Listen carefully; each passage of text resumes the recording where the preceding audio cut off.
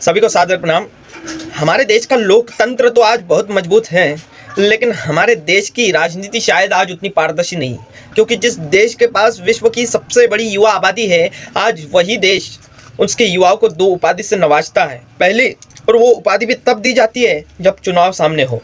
पहली उपाधि वो जब उसे युवा मतदाता से नवाजा जाता है, और दूसरी युवा नेता से। और ये उपाधि तब तक जीवित रहती है जब तक सामने चुनाव रहता है। जिस दिन चुनाव संपन्न हो जाते हैं उस दिन ये पदवी भी मर जाती है। जी हाँ, और वो अगर चाहकर भी इसे जीवित नहीं रख सकते, क्योंकि हमारे देश में ऐसी राजनीति चल रही है। जी हाँ, उस सत्ता के सिंहासन पर ये चाहकर भी पहुंच नहीं पाते, क्योंकि उस सिंहासन पर पहले से ही कोई और बैठा रहता है जो परिवारवाद की राजनीति से ग्रसित और परिवारवाद से पोषित उस सिंहासन पर बैठ जाता है। जी हाँ, मैं इस बात को क्यों दोहरा रहा हूँ, यदि हम हमारे देश में 2-3 दिन पूर्व हुई हलचल को देखें तो बिहार राज्य में शपथ ग्रहण हुआ, और वहाँ पे एक ऐसे नेता ने, ऐसे मंत्री ने शपथ ली जो न चुनाव लड़ा था, ना ही किसी के घर वोट मांगने गया था, लेकिन वो केवल इसलिए मंत्री पद की शपथ लेता है क्योंकि उसके पिता राज्यसभा सांसद थे, माता विधायक थी, और वो सरकार में इसलिए मंत्री बन रहा था क्योंकि वो सरकार उसके पिता की पार्टी से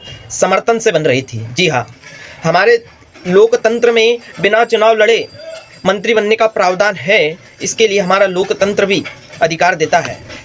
लेकिन बात यह लोकतांत्रिक तरीके से चुनाव पर मंत्री पद की शपथ लेने की नहीं, बात यह परिवारवाद की हो रही है।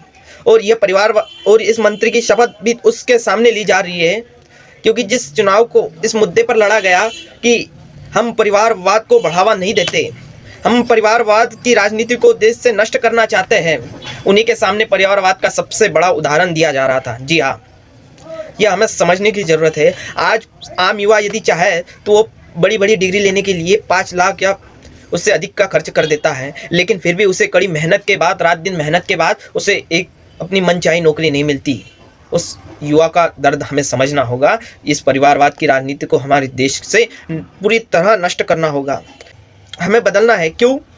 क्योंकि आज हमारे देश में बताया जाता है कि हम परिवारवाद की राजनीति को पूरी तरह असमर्थन करते हैं, हम परिवारवाद की राजनीति का विरोध करते हैं, लेकिन उन्हीं के सामने परिवारवाद का सबसे बड़ा उदाहरण दिया जाता है। जी हाँ, आज हमारे देश में ऐसा चल रहा है, यदि मैं नहीं तो मेरा बेटा, बेटा नहीं तो मेरे भाई का बेटा, इस प्रकार से परिवारवाद की राजनीति से हमारा देश ग्रसित हो रहा है। जो योग्य है उसे जमीन में आ रहा है, और जो अयोग्य है उसे सिंहासन पर बैठाया जा रहा है। ये कहते हैं कि हम परिवारवाद की राजनीति को बढ़ावा नहीं देंगे, जो सत्ता में इसलिए काबिज है क्योंकि वो परिवारवाद की राजनीति को समर्थन नहीं करते। वो कहते थे कि हम परिवारवाद की राजनीति का पूरी तरह से सफाया कर देंगे। वो आज कहते हैं कि हम उन्हीं के सामने परिवारवाद की राजनीति का सबसे बड़ा उदाहरण दिया जाता है। तो तब मिर्जा गालिब साहब की ये पंक्ति आज जिंदा हो जाती है कि जिन्होंने लिखा था कि जो बंद कराने आए थे तवाइफों के कोठे, जी हाँ, कि जो बंद कराने आए थे तवाइफों के कोठे, सिक्कों की खनक देखकर खुद ही मुजरा करने बैठ गए। आज हमारे देश में राजनीति का ऐसा हाल हो गया है कि जो परिवारवाद का विरोध करने आए थे वही परिवारवाद का समर्थन करने लग गए हैं आज। इसलिए हमें परिवारवाद की राजनीति को पूरी तरह से हमारे देश से नष्ट करना होगा, यदि हमें भारत को विश्वगुरु बनाना है की जरूरत है। और हमारे देश से परिवारवाद की राजनीति को पूरी तरह नष्ट करने की जरूरत है, ताकि योग्य लोगों को राजनीति में उनका सही स्थान मिल सके।